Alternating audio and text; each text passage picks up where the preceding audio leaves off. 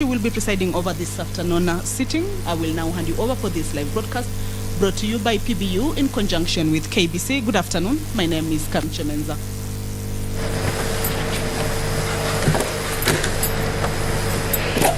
Let us pray.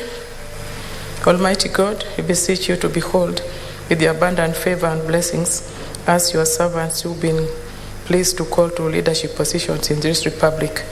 We seek guidance to treat and consider all matters that shall come under our deliberation in so just and faithful a manner as to advance the peace, prosperity, and welfare of our country and of those whose interest you have committed to our charge. Amen. Amen.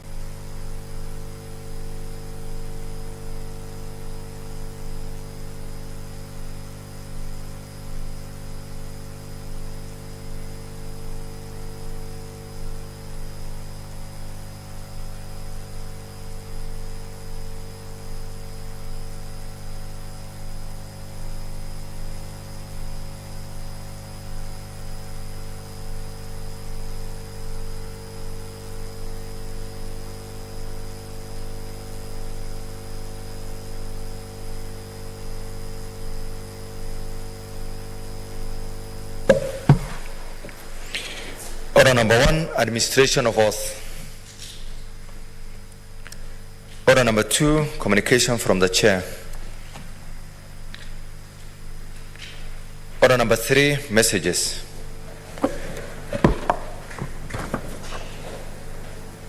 Honorable Senators, I wish to report to the Senate that pursuant to Standing Order 41.3 and 4, I have received the following message from the Speaker of the National Assembly regarding the passage of the Persons with Disabilities Bill, National Assembly Bills number 61 of 2021. Pursuant to the Standing Order, I now report the message. Pursuant to the standing provision of Standing Order 41.1 and 142 of the National Assembly Standing Orders, I hereby convey the following from the National Assembly. Whereas the Persons with Disability Bills, National Assembly Bills, number 61 of 2021, was published via Kenya Gazette Supplement number 239 of 31st December 2021 to repeal the Persons with a Disability Act number 14 of 2003 to give effect to Article 54 of the Constitution to restructure the National Council for Persons with Disabilities and to provide for its functions and powers, to provide for institutional framework for protecting, promoting, and monitoring the rights of persons with disabilities and for connected purposes. Whereas the said bill is a bill concerning county governments in terms of Article 110(4) of the Constitution, and whereas the National Assembly considered the said bill in the Committee of the Whole House on Tuesday, 24th May 2022, and passed it on Wednesday, 25th May 2022, with amendments and in the form attached thereto. And now, therefore, in accordance with the provisions of Article 110(4) of the Constitution and Standing Orders 41.1 and 142 of the National Assembly Standing Orders, I hereby refer the said bill to the Senate for consideration. Honorable Senators, Standing Order number 157 requires that a bill originating in the National Assembly be preceded by the Senate in the same manner as a bill introduced in the Senate by way of first reading in accordance with the Standing Order 139. In this regard, I direct that the Persons with Disabilities Bill, National Assembly Bills number 61 of 2021, be read a first time tomorrow, Thursday, 9th May 2022. I thank you.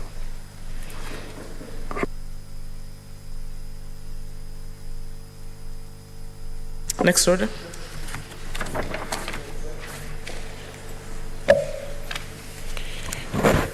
Order number 4, petitions.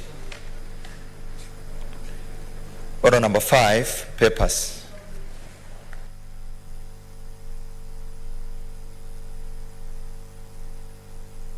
Majority Leader, Senator Pokisha.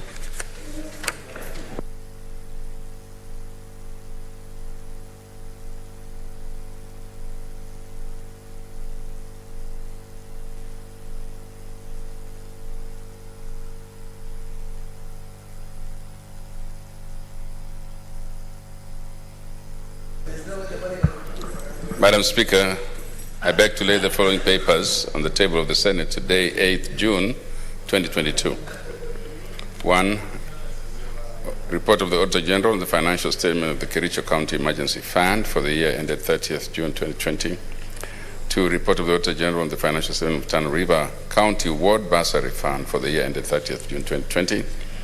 3. Report of the Auditor General on the financial statement of the County Assembly of Kakamega for the year ended 30th June 2021. 4. Report of the Auditor General on the financial statement of the County Assembly, County Executive of Busia for the year ended 30th June 2021. 5. Report of the Auditor General on the financial statement of the County Executive of Moranga for the year ended 30th June 2021. 6. Report of the Auditor General on the financial statement of the County Assembly of Moranga for the year ended 30th June 2021. 7. Report of the Auditor General on the financial statement of the County Executive of Nyeri for the year ended 30th June 2021. 8. Report of the Auditor General on the financial statement of the County Assembly of Nyeri for the year ended 30th June 2021.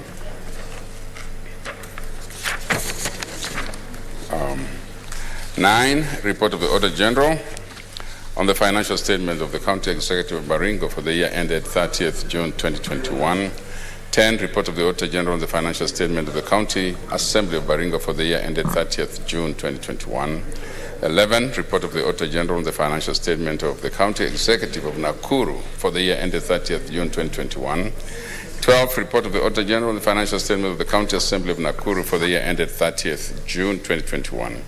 13. Report of the Auditor General on the financial statement of the County Executive of Makueni for the year ended 30th June 2021. 14. Report of the Auditor General on the financial statement of the County Assembly of Makueni for the year ended 30th June 2021. 15. Report of the Auditor General on the financial statement of the County Executive of Machakos for the year ended 30th June 2021. 16. Report of the Auditor General on the financial statement of the County Assembly of Machakos for the year ended 30th June 2021. 17. Report of the Auditor General on the financial statement of the County Assembly of the County Executive of Kitui for the year ended 30th June 2021. 18. Report of the Auditor General on the financial statement of the County Assembly of Kitui for the year ended 30th June 2021. 19. Report of the Auditor General on the financial statement of the County Assembly of Samburu for the year ended 30th June 2021. 20. Report of the Auditor General on the financial statement of the County Assembly of Samburu for the year ended 30th June 2021. 21. Report of the Auditor General on the financial statement of the County Executive of Laikipia for the year ended 30th June 2021. 22. Report of the Auditor General for the financial statement of the County Assembly of Laikipia for the year ended 30th June 2021. 23. Report of the Auditor General on the financial statement of the County Executive of Kirinyaga for the year ended 30th June 2021. 24. Report of the Auditor General on the financial statement of the County Assembly of Kirinyaga for the year ended 30th June 2021. And 25. Report of the Auditor General on the financial statement of the Kirinyaga County Assembly Car Loan Fund for the year ended 30th June 2021. Madam Speaker, I thank you. Next order. My question. The chair. Oh, this, okay. The next report by the Chair of Agriculture. Chairperson, Standing Committee on Fish. Oh.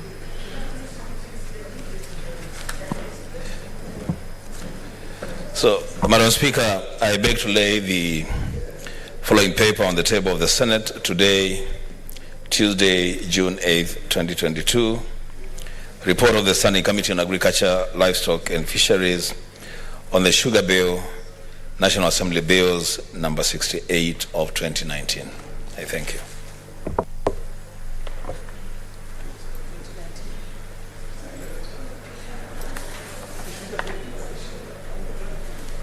Next order.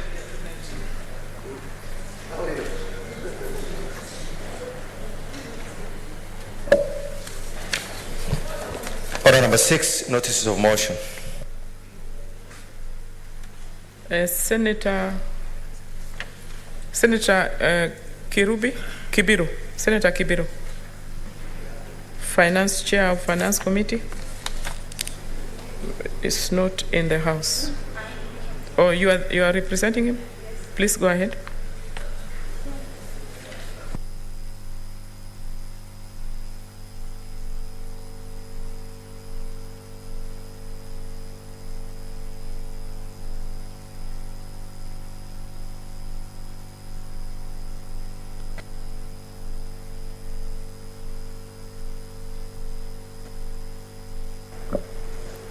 Thank you, Madam Speaker. I wish to give notice of motion that the Senate adopts the report of the Standing Committee on Finance on the County Budget Additional Allocation Cash Disbursement Schedule for the financial year 2021-2022 and the approval of County Government Additional Allocation Cash Disbursement Schedule for the financial year 2021-2022 laid on the table of the Senate on today on Wednesday, 8th June 2022, and that the pursuant to Section 17(7) of the Public Finance Management Act and the Standing Order 183, subsection 3, the Senate approves the County Government Additional Allocation Cash Disbursement Schedule for the financial year 2021-2022. Thank you. Next order.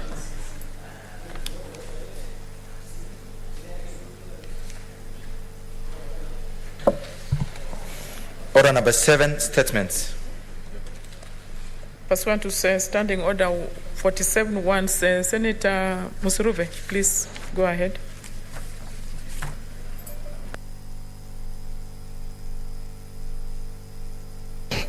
Thank you, Honorable Speaker, for this opportunity. Honorable Speaker, I rise pursuant to Standing Order 47(1) to make a statement on a topic of general concern, namely World Environment Day, that is WED. Honorable Speaker, every year, World Environment Day is observed on 5th June. This day is celebrated to encourage awareness and environmental protection. According to the United Nations, the commemoration of this day provides us with an opportunity to broaden the basis for an enlightened opinion and responsible conduct by individuals, enterprises, and communities in preserving and enhancing the environment. The United Nations General Assembly in 1972 established the World Environment Day on the first day of the Stockholm Conference on the Human Environment. 2 years later, in 1974, the first WED was held with the theme, Only One Earth. Honorable Speaker, the WED is celebrated by engaging governments, businesses, celebrities, and citizens to focus their efforts on a pressing environmental issue. This year's environment theme is, once again, Only One Earth, and it draws our attention towards playing our role effectively while living in perfect harmony with nature. This theme calls for collective transformative action on a global scale to celebrate, protect, and restore our planet Earth. It is mankind's responsibility to save the planet from the various harms, most of which originate from relentless human activities. Honorable Speaker, after facing over 2 years of the COVID pandemic-19, the significance of a safe clean and sustainable environment cannot be overstated. The need to spread awareness is more pertinent than ever as Mother Earth is beset with perils of pollution, climate change, and global warming. These are major environmental issues that I would like to bring to our attention. Other issues include deforestation, soil erosion, land degradation, desertification, loss of biodiversity, water scarcity, and pollution from industries. As we contemplate on these challenges, it is important to note that the most pressing environmental issue has been global warming. Climate change is real, and it is influenced by human activities through the production of greenhouse gases such as methane and carbon dioxide. Honorable Speaker, it is everyone's duty to protect and conserve the environment. As we mark this day, I call upon all Kenyans to ensure that they play their individual, family, or societal roles in ensuring that the environment is preserved. Some of the simple ways of playing such a role include: 1, replacing disposable items with reusable. Ways of decreasing the amount of disposable items are: carry your own reusable cup of water, bottle, use airtight reusable food containers instead of plastic bags, bring your own bags to the grocery store, using rechargeable batteries, and so on. Conserving water and electricity. The following are some of the ways this can be done. Turn the sink water off when brushing your teeth. Water the lawn in the morning. Let's have some order in the house. Water the lawn. Thank you, Chair. Thank you, Speaker. Turn the sink water off when brushing your teeth. Water the lawn in the morning or evening. Switch off anything that uses electricity when not in use. For example, lights, televisions, computers, printers, elevators, and so on. Use eco-friendly pesticides and herbicides that won't contaminate groundwater. Proper recycling. This means implementing recycling habits into your daily life is one of the most effective ways to help lessen landfill waste, conserve natural resources, save habits, conserve natural resources, save habitats, reduce pollution, cut down on energy consumption, and slow down global warming. Lastly, planting trees and preventing soil erosion can help the environment in a great way.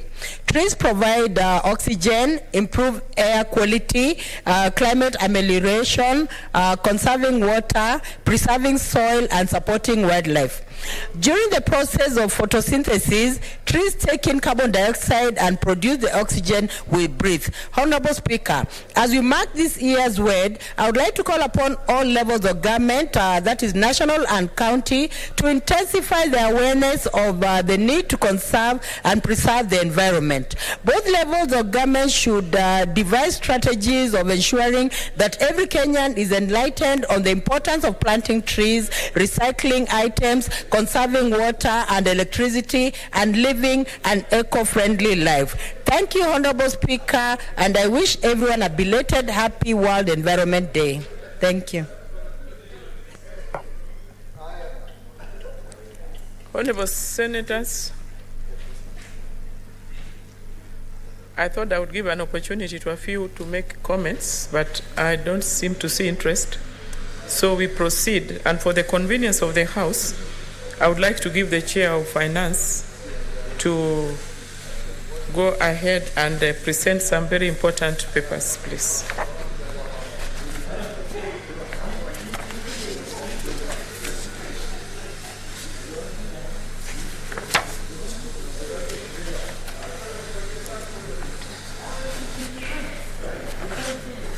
Madam Speaker, I beg to lay the following papers on the table of the Senate today, 8th June 2022. Report of the Standing Committee on Finance and Budget on the County Government Additional Allocation Cash Disbursement Schedule for the financial year 2021-2022. Report of the Standing Committee on Finance and Budget on the County Government Additional Allocation Bill Senate Bill number 2 of 2022. Report of the Standing Committee on Finance and Budget on the Public Procurement and Asset Disposal Bill, National Assembly Bill number 32 of 2022. I thank you.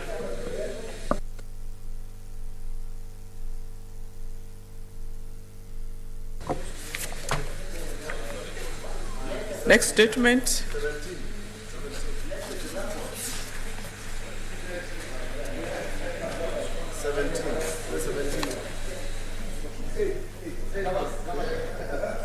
The next statement by Chairperson, Standing Committee on Roads and Transport.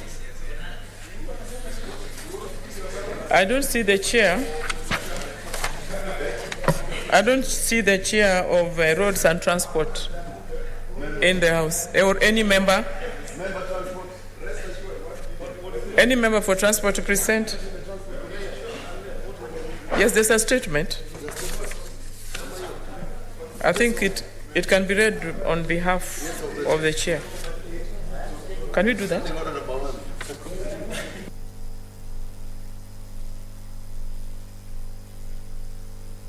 We'll defer that because the statement itself is not in the House. So we'll defer that. Next order.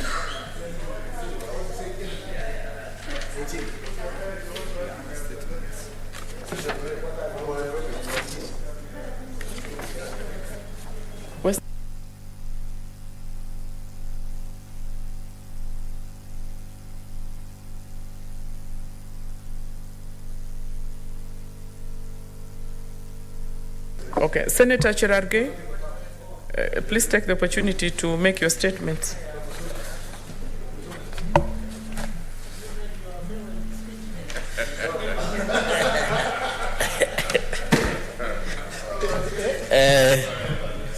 Thank you, Madam Speaker. I have two statements that, can I read them concurrently? Thank you. Yes, please. Request for statement on the welfare of village administrators, commonly known as wazee wa mitaa and nyumba kumi elders. Madam Speaker, I don't know why they normally write Mr. Speaker. So, Madam Speaker, I raise pursuant to Standing Order 48-1 to seek a statement from the Standing Committee on National Security, Defense and Foreign Relations on the welfare of village administrators, wazee wa mitaa, and nyumba kumi elders.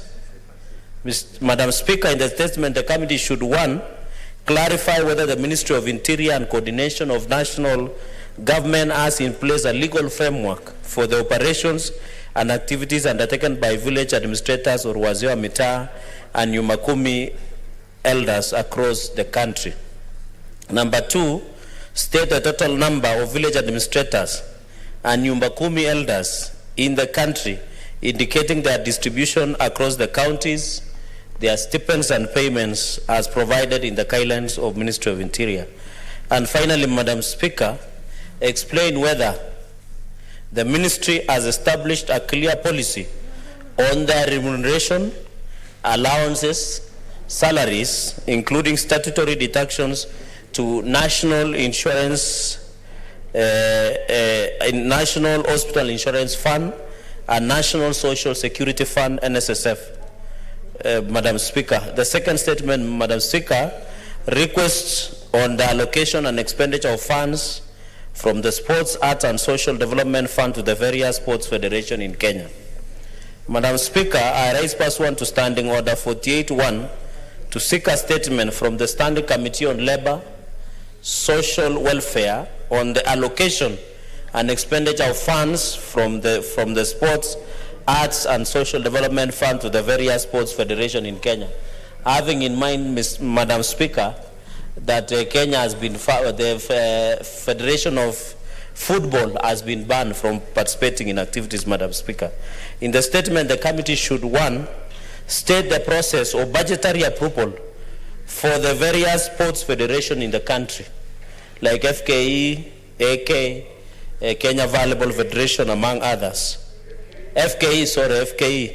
Number 2, provide the names of the federations which have benefited from the sports fund, stating the amounts of public funds allocated in the financial year 2021-2022.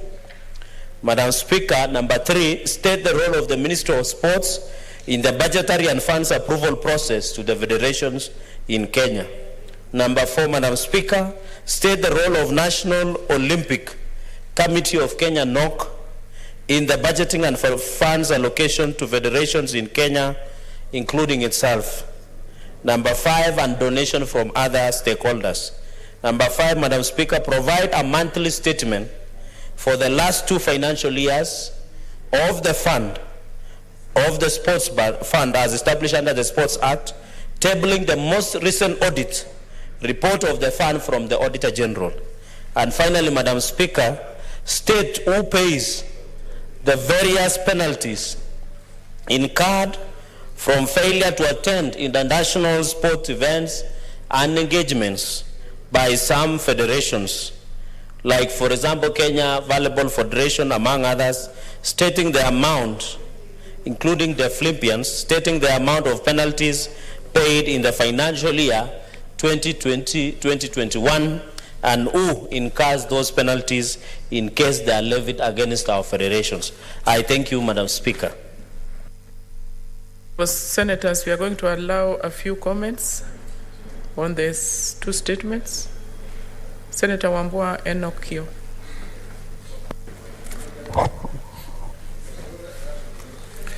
I thank you, Madam Speaker. Madam Speaker, I rise to make a comment on the first statement by Senator Cherargei on the welfare of village administrators.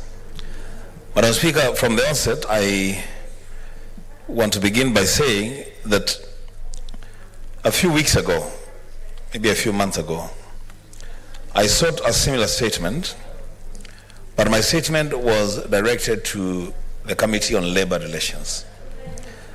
I see Senator Cherargei has brought this statement and directed it to national security. Madam Speaker, the issues that I raised and which are still outstanding are basically 2 important issues. One, a clear scheme of service for village administrators.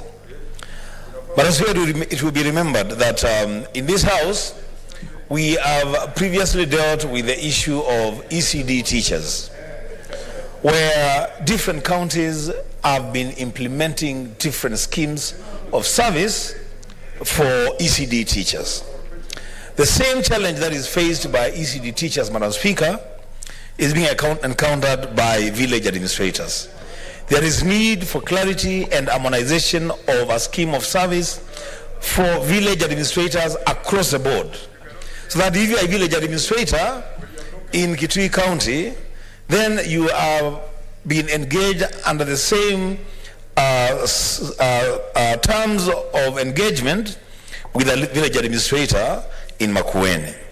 The second issue, Madam Speaker, is the issue of a clear progression, career progression path for these village administrators. Madam Speaker, it should be clear to a person who gets into a job as a village administrator that through hard work and through additional education, one day they can find themselves in the position of a sub-county administrator. But we have a situation where once you are recruited as a village administrator, it is the beginning and the end of your career. I think these issues, as democracy and as devolution matures, we need to deal with these issues and deal with them in this, maybe in the next Senate, to ensure that there is harmony in the operations of village administrators across the country. Madam Speaker, lastly, I don't know whether, Madam Speaker, I will request that you use your discretion.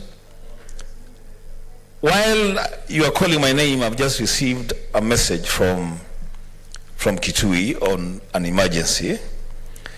And Madam Speaker, it is related to the statement sought by Senator Cherargei. Because actually, it's a village administrator who has sent me a message about a serious problem happening at a place called Ikandani in Kitui South constituency, where bandits have invaded a region. They have shot at one person. The rest of the community has fled to the forest. The nearby school has been evacuated. Madam Speaker, a time must come, and that time must be now, that talk about people called bandits attacking other Kenyans in their land at a time like this, Madam Speaker, those things must come to an end. Madam Speaker, at some point I will request that you use your discretion and allow me to make an urgent statement on that matter. I thank you, Madam Speaker. Yes, I think you'll use the time between now and the time when you're still discussing these other statements to make that request. Senator Mugeni.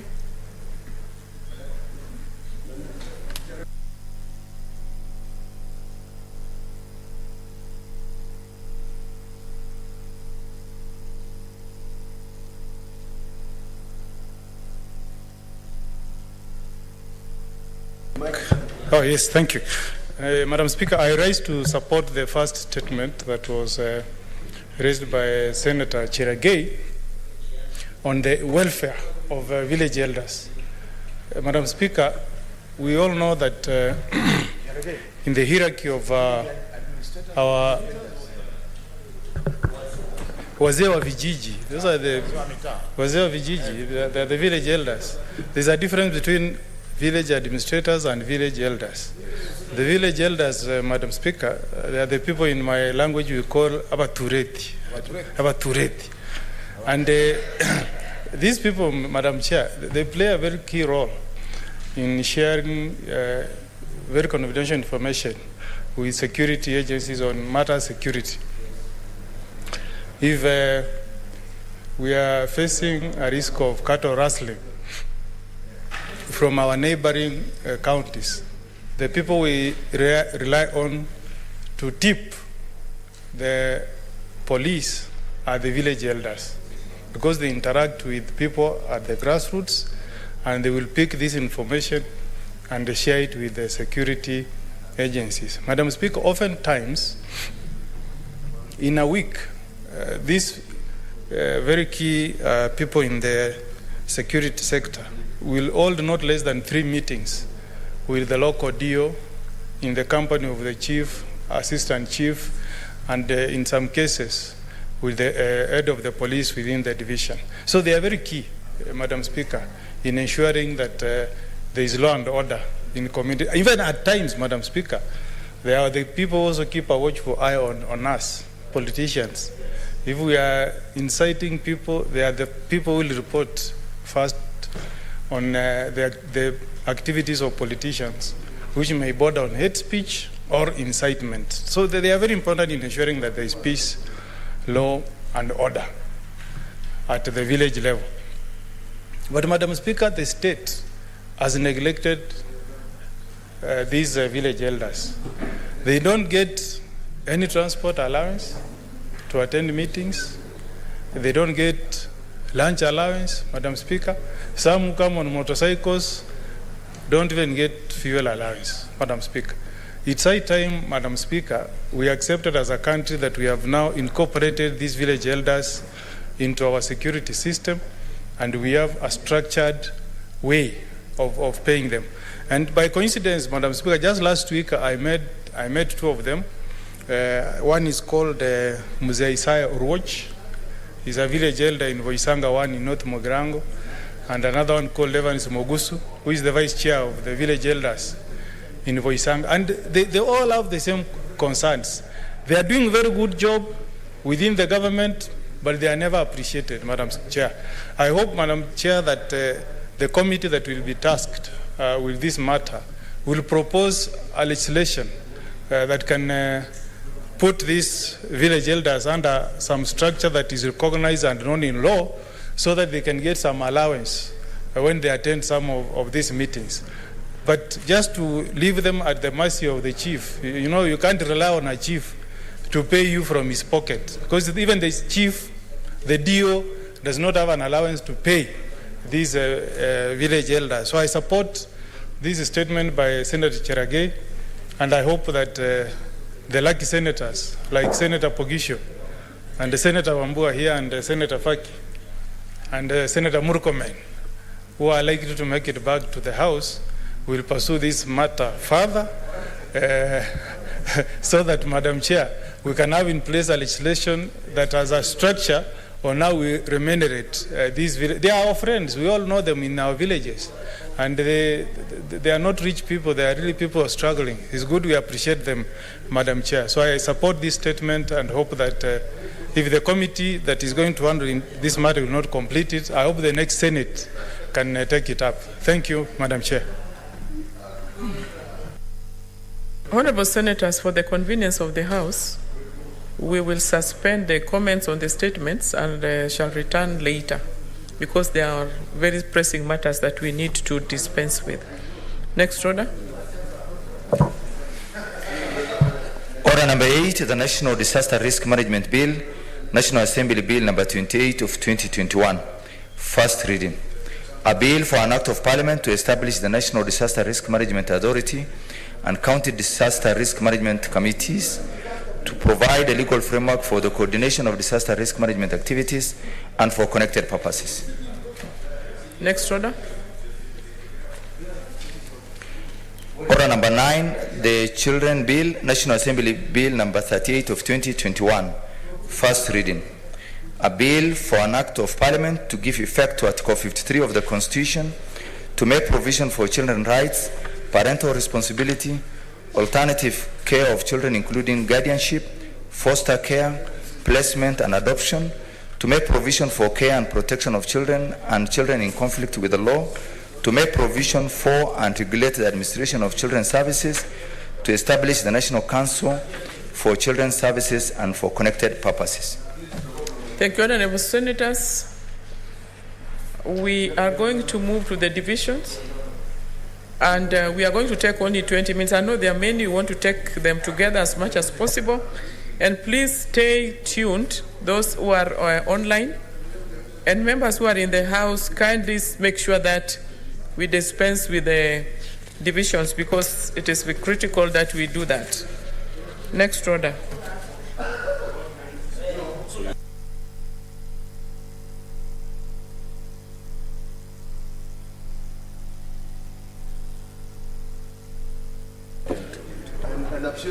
Honorable Senators, we now proceed to divisions from order number 10 to 21.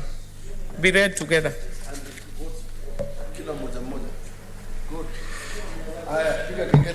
Order number 10, the County Allocation of Revenue Bill, Senate Bills number 1 of 2022, second reading, division. Order number 11, the Landlord and Tenant Bill, National Assembly Bills number 3 of 2021, second reading, division. Order number 12, the Persons with Disabilities Amendment Bill, Senate Bills number 29 of 2020, second reading, division. Order number 13, the Election Campaign Financing Amendment Bill, Senate Bills number 51 of 2021, second reading, division. Order number 14, the Employment Amendment Bill, Senate Bills number 54 of 2021, second reading, division. Order number 15, the Cotton Industry Development Bill, Senate Bills number 55 of 2021, second reading, division. Order number 16, the Sugar Bill, National Assembly Bills number 68 of 2019, second reading, division. Order number 17, the Public Procurement and Asset Disposal Amendment Bill, National Assembly Bills number 32 of 2021, second reading, division. Order number 18, the Circle Societies Amendment Bill, National Assembly Bills number 55 of 2021, second reading, division. Order number 19, the Sustainable Waste Management Bill, National Assembly Bills number 22 of 2021, second reading, division. Order number 20, the National Cohesion and Peace Building Bill, Senate Bills number 19 of 2021, second reading, division. Order number 21, the County E-Health Bill, Senate Bills number 39 of 2021, second reading division.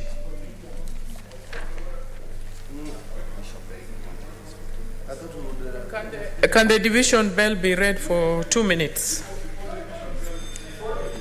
Okay, Senator Kajo. It's already on. The bell is already ringing. You can't stop the bell. What is the issue? I don't know, but you can't stop the bell. No, you could walk to the... Approach the bench. You could walk to the speaker.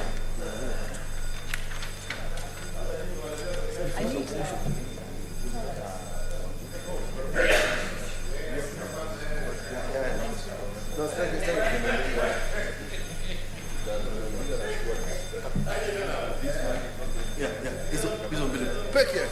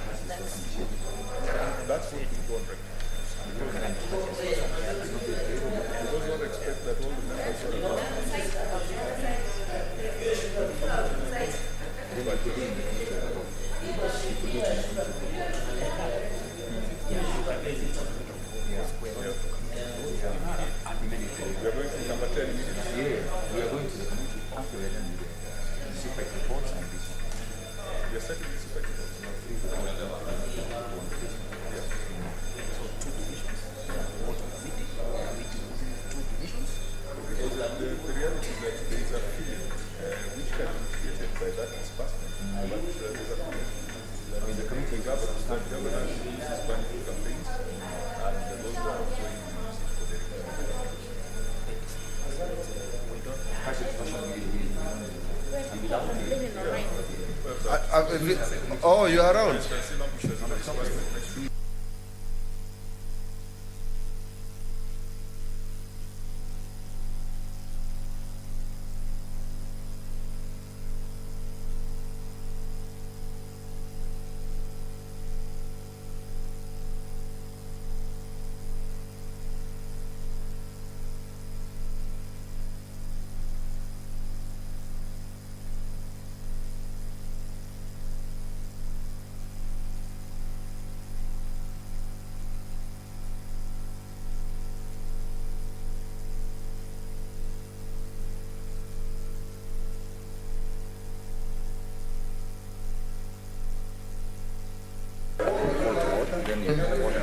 We don't draw, we don't close.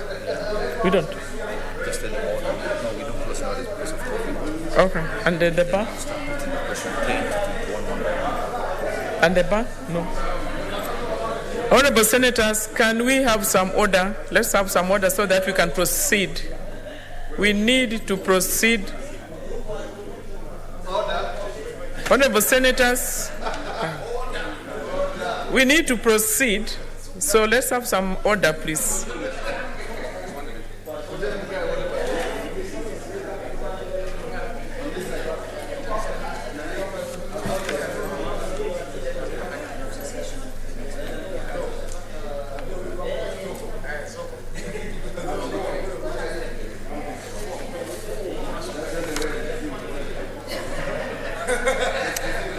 Honorable Senators, we are proceeding.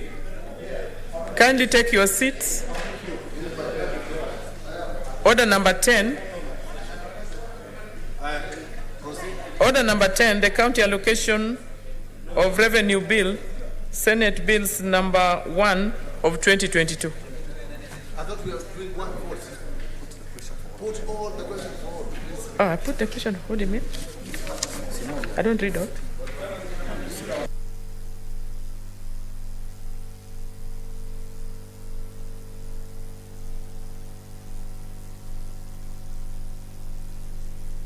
Honorable Senators, I now put the question that order number 10, the county allocation of revenue bill, Senate bills number 1, Senate bills number 1 of 2022 be now read a second time. Honorable Senators, I now put the question but I need to read all of them. That the Landlord and Tenant Bill, National Assembly Bills number 3 of 2021 be now read a second time. Honorable Senators, I now put the question, that's order number 12, the Persons with Disabilities Amendment Bill, Senate Bills number 29 of 2020 be now read a second time. Honorable Senators, order number 13, the election, I now put the question that election campaign financing Amendment Bill, Senate Bills number 51 of 2021 be now read a second time. Honorable Senators, order number 14, I now put the question that Employment Amendment Bill, Senate Bills number 54 of 2021 be now read a second time. Honorable Senators, I now put the question that the order number 15, the Cotton Industry Development Bill, Senate Bills number 55 of 2021 be now read a second time.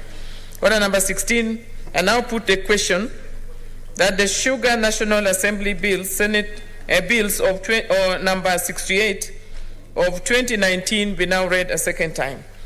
Honorable Senators, order number 17, I now put the question that the Public Procurement and Asset Disposal Amendment Bill, National Assembly Bills number 32 of 2021 be now read a second time.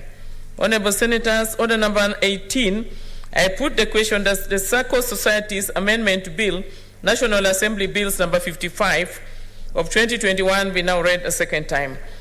Order number 19, Honorable Senators, I now put the question that Sustainable Waste Management Bill, National Assembly Bills number 22 of 2021 be now read a second time. Honorable Senators, order number 20, I now put the question that the National Cohesion and Peace Building Bill, Senate Bills number 19 of 2021 be now read a second time. Honorable Senators, order number 21, I now put the question that the County E-Health Bill, Senate Bills number 39 of 2021 be now read a second time. We are going into division and we expect you. It is done by roll call. And we will expect you to vote for all the bills. There are 1, 2, 3, 4, 5, 6, 7. Senator Adan Dulo Fatuma, Isiolo County. I vote yes. Please, you say you vote yes. There are the 12 of them. All of them, all the 12. Yes on all. Thank you, Senator. Senator Ali Abdullah Ibrahim, Wajir County. I vote yes for all. I vote yes for all. Senator Boy Isa Juma, Kwale County. I vote yes. I vote yes for all.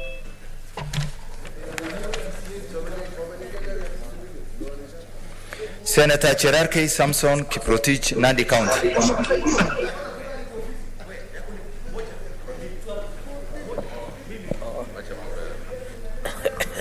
Madam Speaker, I vote yes for all the bills.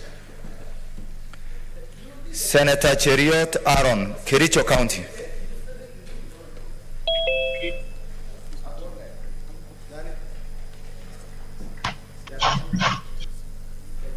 Senator Haji Abdul Mohammed, Garissa County.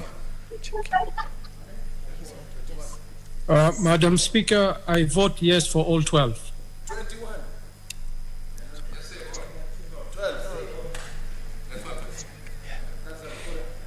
Senator Hargura Godana, Marsabit County. Madam Speaker, I vote yes for all the bills. Senator Imana Malakai, Turkana County. Senator Kajwang Moses Otieno, Homa Bay County. I vote yes, Madam Speaker, and conditionally for order number 10, as long as that money will not be used to finance campaigns.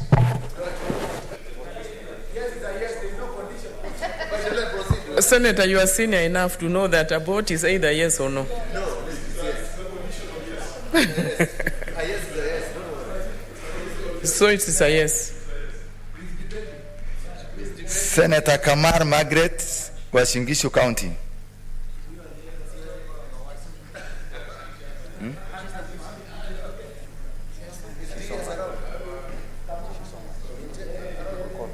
I vote yes for all. Okay, Senator. Senator Kangata Irungu, Muranga County.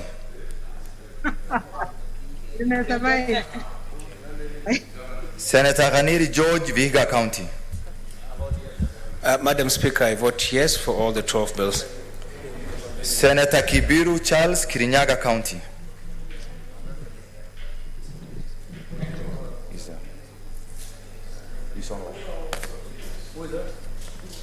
Senator Kibiru, go ahead.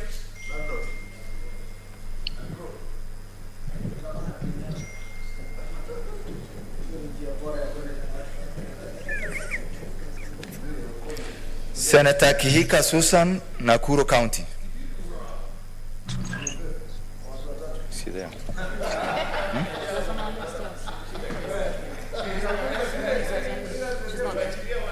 Nakuru.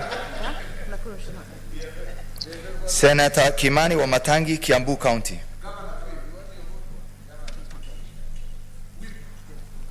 Senator Kindiki Kidure, Tharaka Nithi County.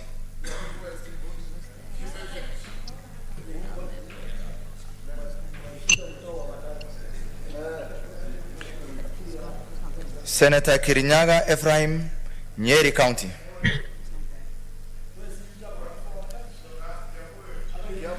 Senator Langat Christopher, Bomet County.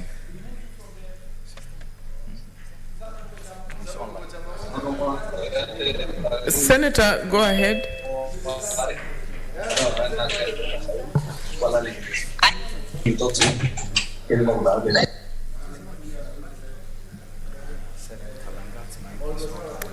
Senator Langat, please, can you put your mic on?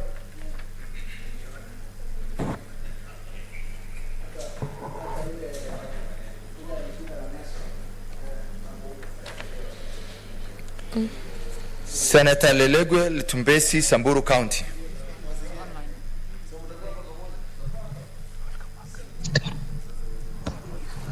Mr. Speaker, I vote yes. Say for all of them, please. Sorry, Madam Speaker, I vote yes for all the bills. Thank you. Senator Linturi, Mithika, Meru County.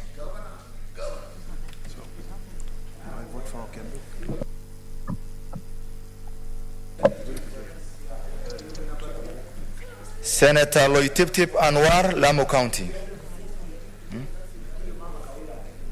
Sorry? Senator Madzayo Stewart, Kilifi County.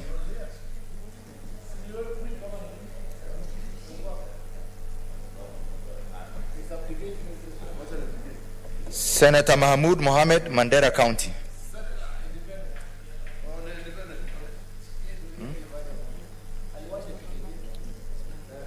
Senator Malala Cleophas Wahungu, Kakamega County.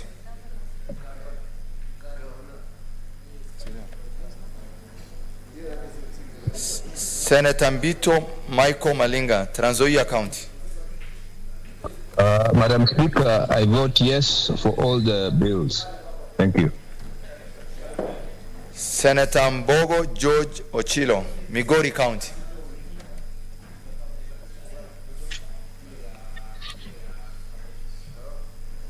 Senator Mogeni Eric Okongo, Nyamira County.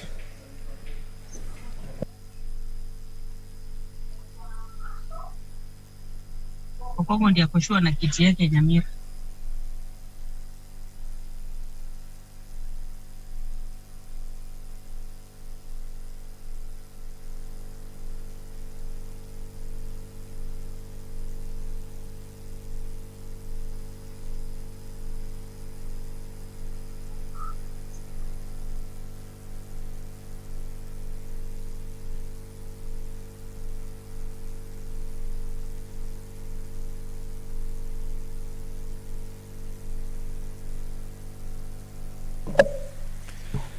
Senator Moi Gideon, Baringo County.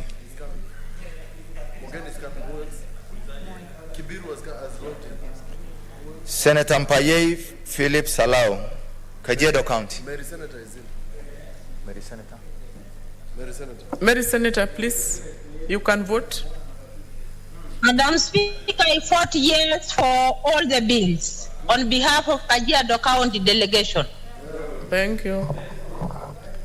Senator Murkomen Onesimus Kipchumba, Elgeyo Marakwet County. Madam Speaker, I vote yes for all the 12 bills. Senator Mudama Agnes Kavindu, Machakos County. Madam Speaker, on behalf of Machakos County, I vote yes for all the bills.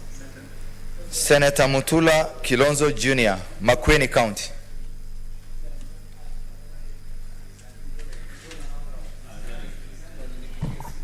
Madam Speaker, I vote yes for all the 12 bills. Senator Mwangi Paul Gidiomi, Nyandarua County. Senator Mwaruma Jones Mwashishe, Taita Taveta County. Madam Speaker, I vote yes for the 12 bills. Senator Munyahaji Mohammed, Mombasa County. Madam Speaker, I vote yes for the 12 bills. Senator Nderitu John Kinywa, Laikipia County.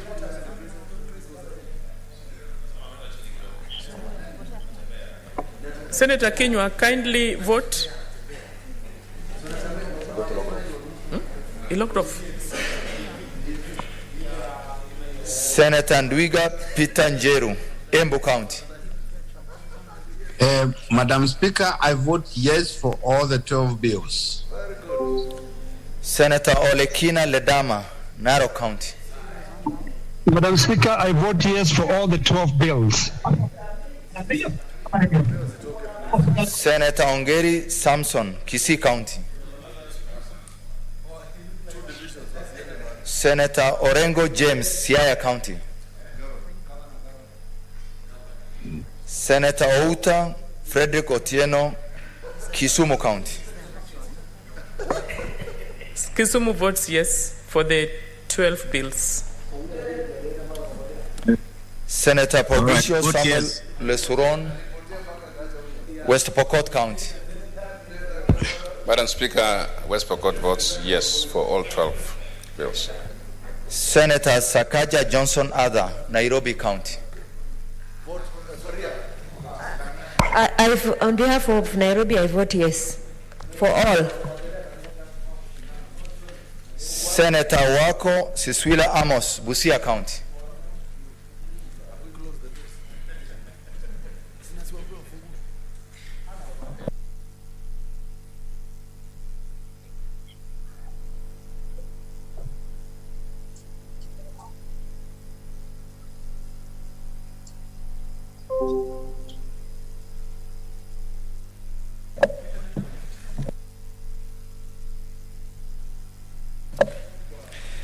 Senator Wambua Enoch Kio, Kitui County.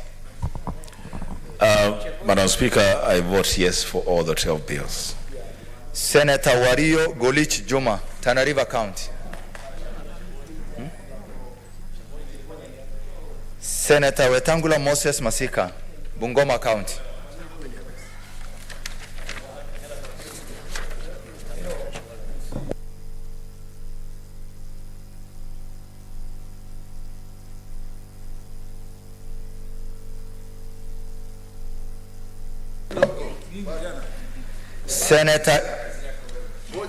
Senator Kibiru Charles, Kirinyaga County. Senator Kibiru is online. Senator Kibiru, kindly vote. Kibiru has logged in.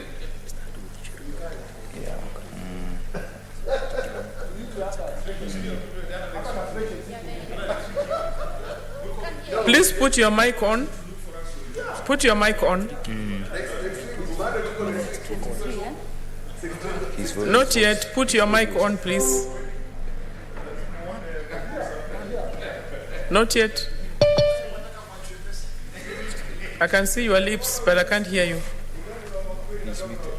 Huh? Please unmute.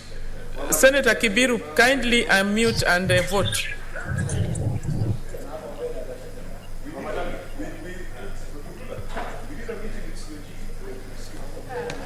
It's okay. Yes, he has voted yes. Senator Cheriot Aaron, Kericho County. Senator Imana Malakai, Turkana County. Senator Kangata Irungu, Muranga County. Senator Kihika Susan, Nakuru County. Senator Kindiki Kidure, Tharaka Nithi County.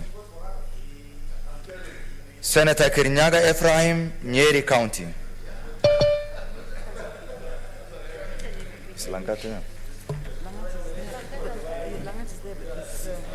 Senator Langat Christopher, Bomet County. Senator Langat, please vote.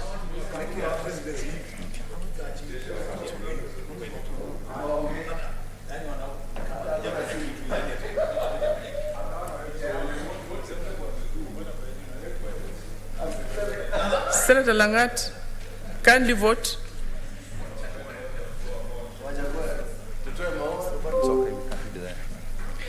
Senator Linturi, Mithika, Meru County. Senator Loitiptip Anwar, Lamu County. Senator Madzayo Stewart, Kilifi County. Senator Mahmoud Mohammed, Mandera County. Senator Malala Cleophas Wakungu, Kakamega County. Senator Mbogo George Ochilo, Migori County. Senator Mogeni Eric Okongo, Nyamira County. Give him the mic. Yes. Yes for all. Tell him to vote for yes for all. Senator Okongo. Senator Okongo, kindly vote. Again. You, for all of them, for all the 12. Madam Chair, I vote yes for all the bills. Senator Moi Gideon, Baringo County. I vote yes for all the bills.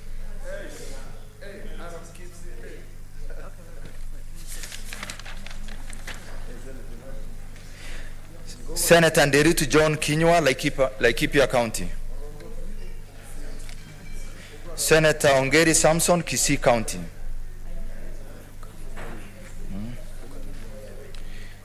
Senator Mwangi Paul Gidiomi, Nyandarua County. Senator Orengo James, Siaya County.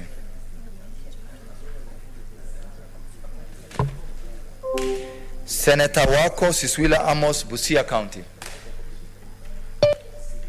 Senator Wario Golich Juma, Tana River County. Senator Wetangula Moses Masika, Bungoma County.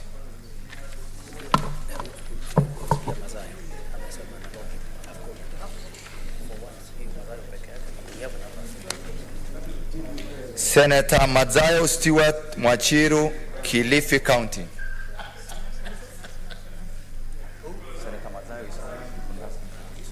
Senator Mazayo, kindly vote.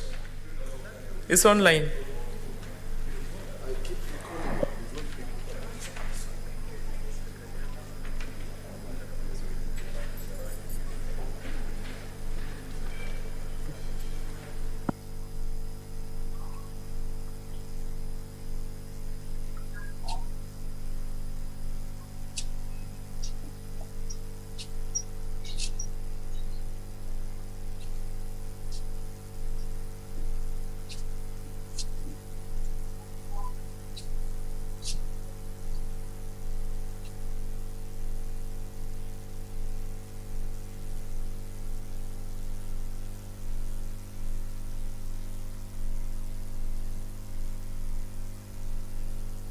Kindly don't log off.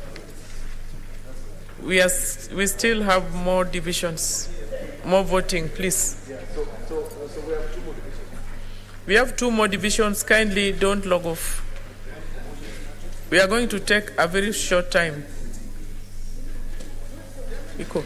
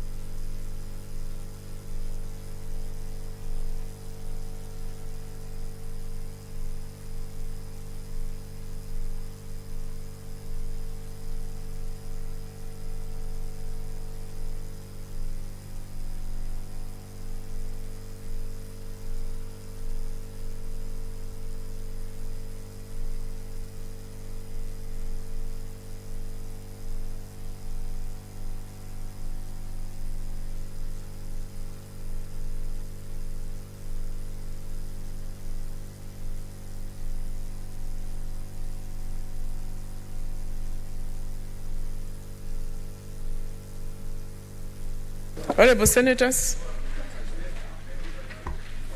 we are ready to give the results. Order number 10, the county allocation of revenue bills, Senate Bills number 1 of 2022. The results are as follows: ayes 26, nays 0, abstention 0. The ayes have it. A bill for an act of parliament to provide for the equitable allocation of revenue raised nationally among the county governments for the 2022-2023 financial year, the responsibilities of national and county governments pursuant to such allocation and for connected. Honorable Senators, can we have some order, please? We are making some good progress. Next order, the Landlord and Tenant Bill, National Assembly Bills number 3 of 2021. The ayes 26, nays 0, abstention 0. The ayes have it. A bill for an act of parliament to consolidate the laws relating to the renting of business and residential premises, to regulate the relationship between the landlord and tenant in order to promote stability in the rental sector, to establish the landlord and tenant tribunal, to provide for the adjudication of disputes and for connected purposes.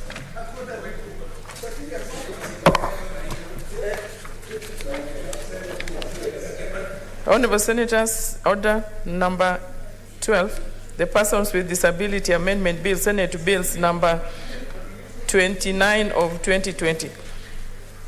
Ayes 26, nays 0, abstention 0. The ayes have it.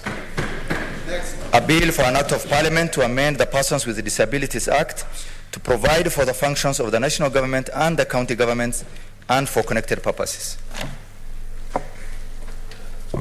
Honorable Senators, next bill, the Persons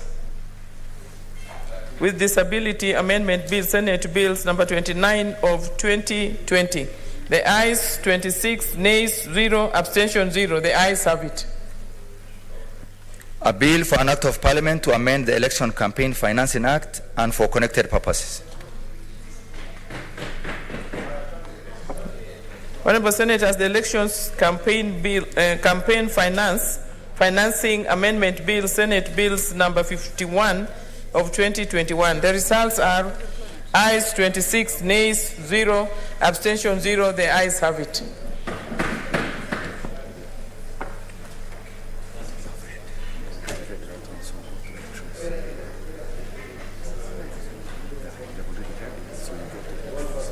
The elections bill.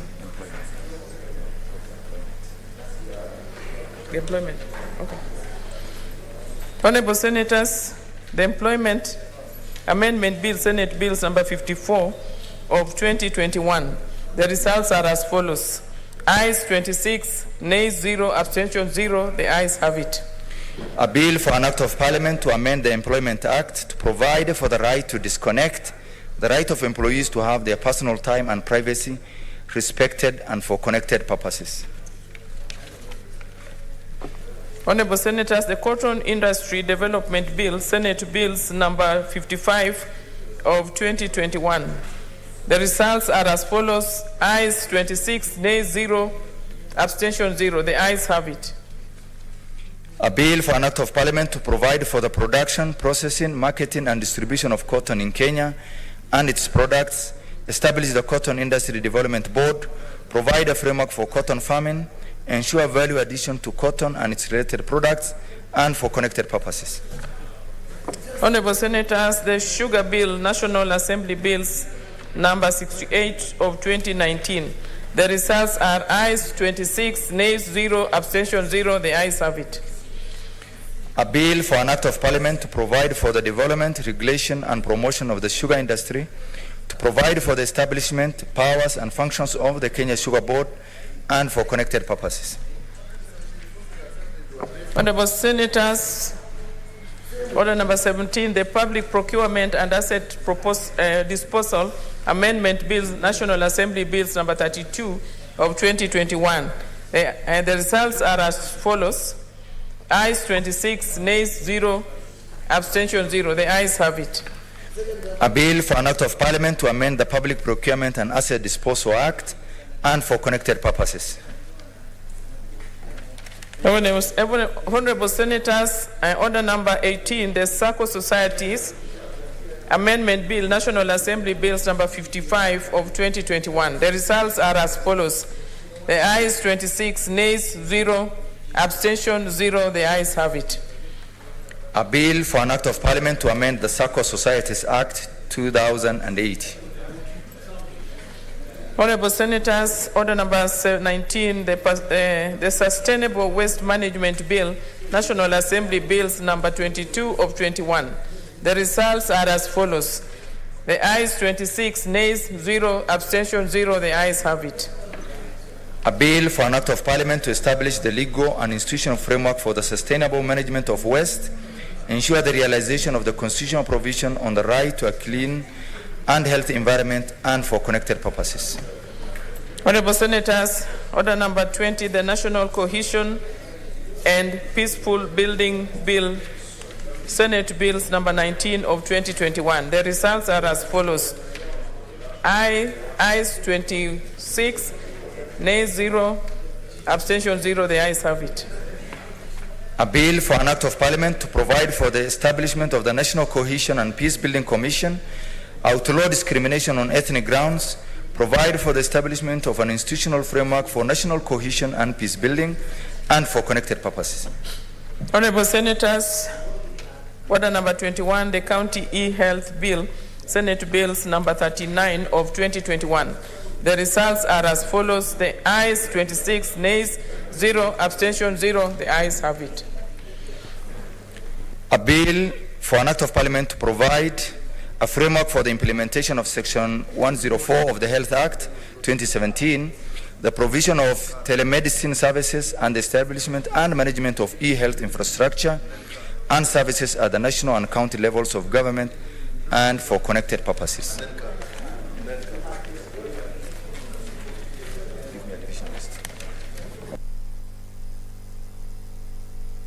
Senators, don't log off. We are still taking 2 more divisions.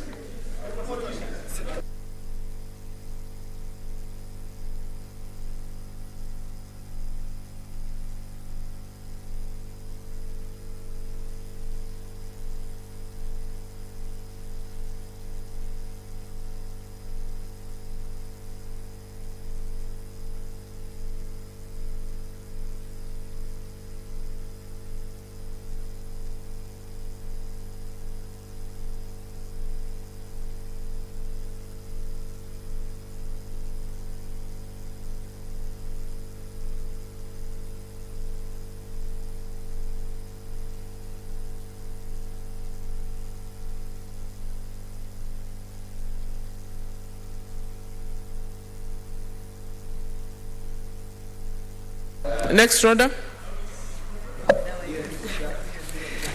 Order number 22, motion, adoption of reports of the Sessional Committee on County Public Accounts and Investment on consideration of the reports by the Auditor General on the financial statements of various county executives for financial year 2018-2019. Order number 23, motion, adoption of the report of the Standing Committee on Health on the special audit report on utilization of COVID-19 funds by 28 county governments. Order number 24, motion, adoption of the report of the Sessional Committee on Delegated Legislation on its consideration of the Control of Budget COB Regulations 2021.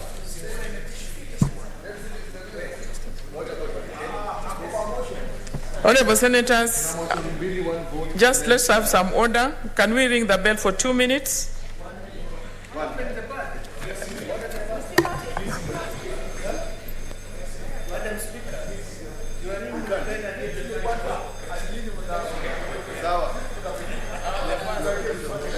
Maria, give me the...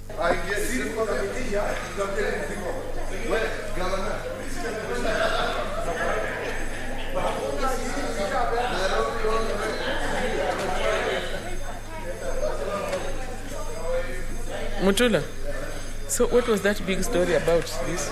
About Sakaja? Oh, sorry.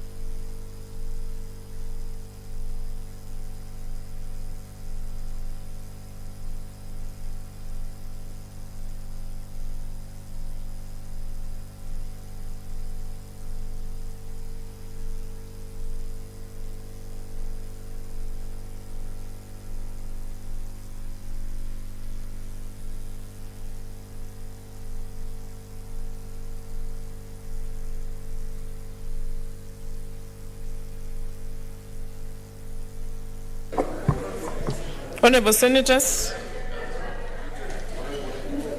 I will now put the question for all the three motions. Motion number 22, I put the question that the Senate adopts the report of the Sessional Committee on County Public Accounts and Investment on consideration of the reports by the Auditor General on the financial statements of the following county executives for the financial year 2018-2019.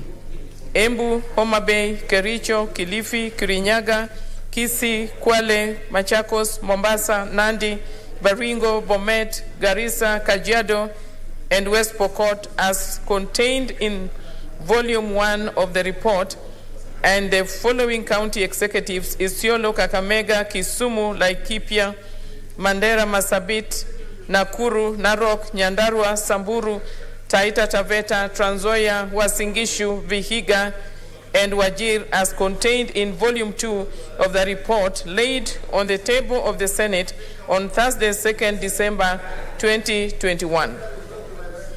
Honorable Senators, order number 23, I put the question that the Senate adopts the report on the Standing Committee on Health on the special audit report on utilization of COVID-19 funds by 28 county governments laid on the table of the Senate on Wednesday, 9th February 2022. Order number 24, Honorable Senators, I put the question that the Senate adopts the report on the sessional paper on delegated legislation on its consideration of the Controller of Budget (COB) Regulations 2021 laid on the table of the Senate on Tuesday, 10th May 2022, and pursuant to Section 18 of the Statutory Instruments Act 2013 annuls the Controller of Budget Regulations 2021.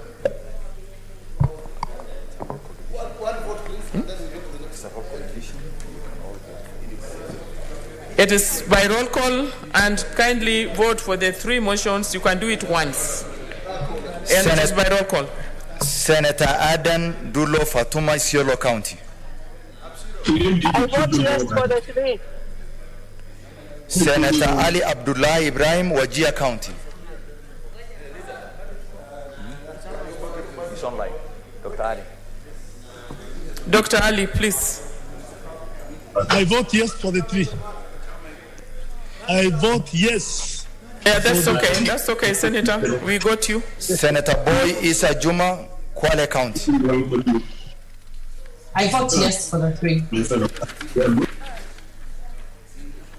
Senator Cherarke Samson Kiprotich, Nandi County.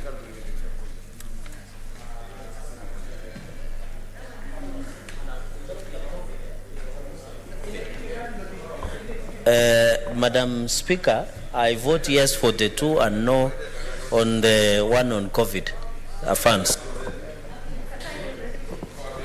So, Madam Speaker, I thought you said... Senator Cheriot Aaron, Kericho County. Yeah? It's okay. Has my vote been recorded that way? Oh, yes, okay. yes, please. Senator Cheriot Aaron, Kericho County. Senator Haji Abdul Mohammed, Garissa County. Madam Speaker, I vote yes for all the three. Senator Hargura Godana, Marsabit County. Madam Speaker, I vote yes for the three motions. Argura, yeah, kindly vote. Yeah, Madam Speaker, I vote yes for the three motions. Okay, thank you. Senator Imana Malakai, Turkana County. Senator Kajwang Moses, Homa Bay County.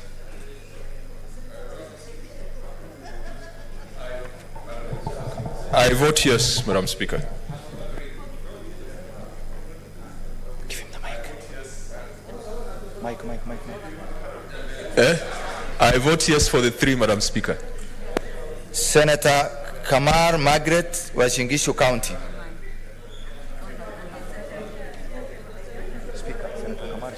Senator Kamar, please. Madam Speaker, I vote yes for all the three. Senator Kangata Irungu, Muranga County. Muranga. Senator Ghaniri George, Vihiga County. Vote. Madam Speaker, Vihiga votes yes for the three motions. Senator Kibiru Charles, Kirinyaga County. Senator Kibiru.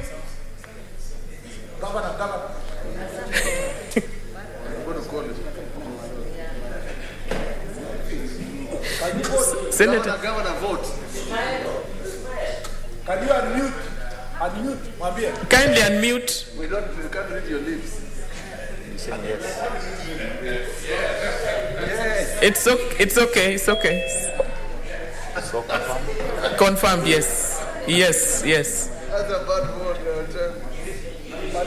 Senator Kiika Susan, Nakuru County. Anakata.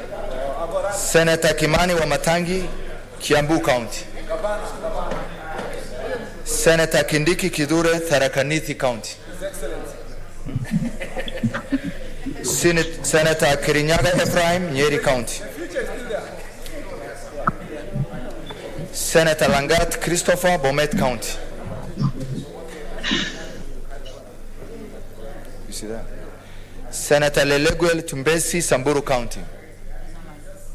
Lelegwe is online. Lelegwe, kindly vote. Senator Lelegwe. That's not Lelegwe. Lelegwe. Senator Lelegwe.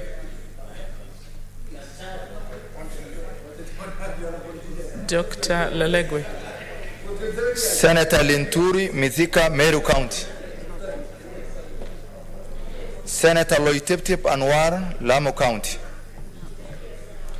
Senator Madzayo Stewart, Kilifi County. Senator Madzayo, please vote. Unmute. Kindly unmute. I vote yes. Thank you. Senator Mahmoud Mohammed, Mandera County. Senator Malala Cleophas Wakungu, Kakamega County. Senator Mbito Michael Maling.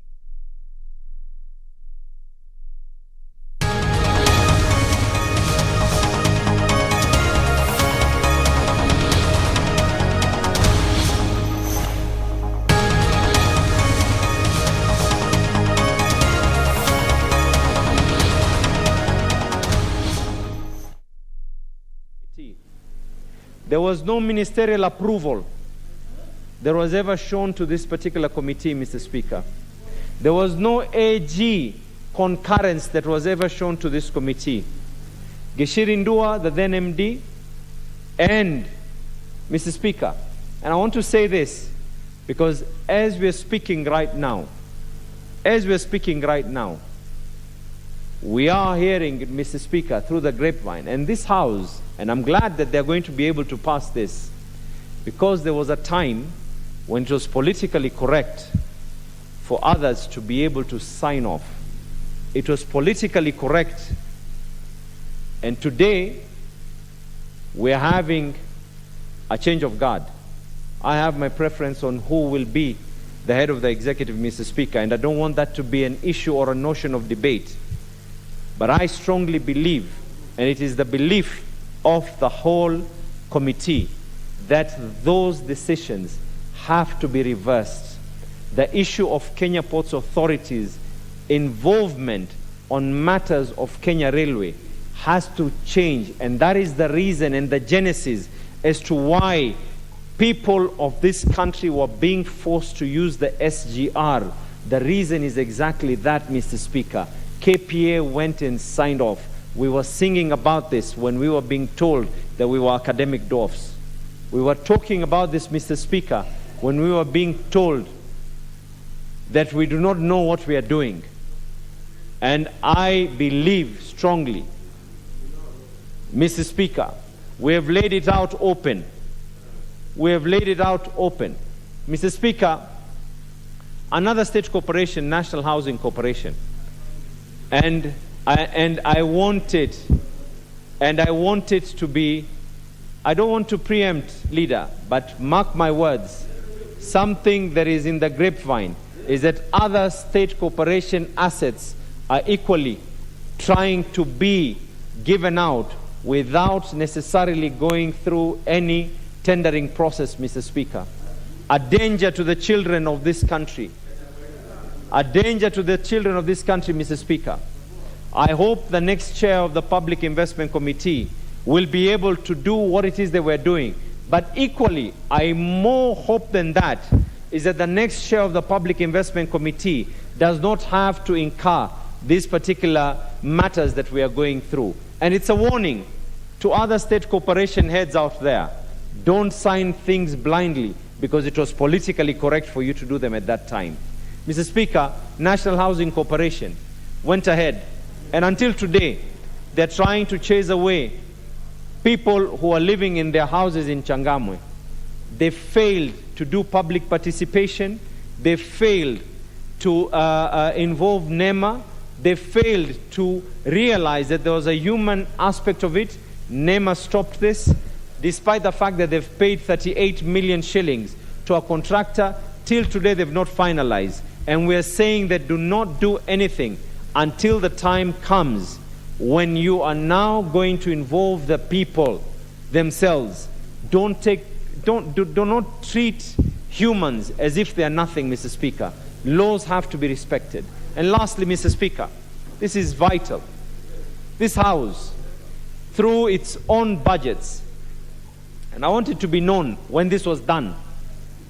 This was done close to 10 years ago. Close to 10 years ago, Mr. Speaker, when Kenya Airports Authority paid $4 billion to a contract popularly known as Greenfield. And Mr. Speaker, a member, the leader of majority who's seated here, refused that particular contract. This is what happened, Mr. Speaker. Another very, very grand idea, very noble. But look at how